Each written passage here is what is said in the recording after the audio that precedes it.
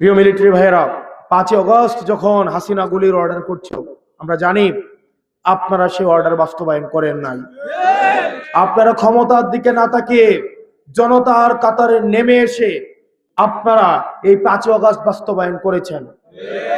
আমরা চাই আপনারা জেনারেল জিয়ার উত্তরসূরি হবেন না।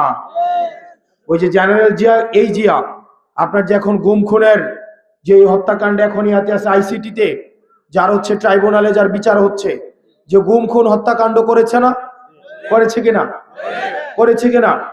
আমাদের কি সব আর্মি সদস্য অপরাধী? সবাই অপরাধী না। আর্মিতে যারা যায়, জিয়াউল হাসান, আমাদের সব আর্মি সদস্যরা কি অপরাধী? আর্মিদের সাথে কথা বলে দেখেন, প্রচন্ড দেশপ্রেমী, বাংলাদেশের প্রতিটা ইঞ্চি মাটিকে তারা ধারণ করে, তারা তাদের ইউনিফর্মটাকে ধারণ করে, তারা নিয়ম এবং নীতির মধ্যে থাকতে চায়।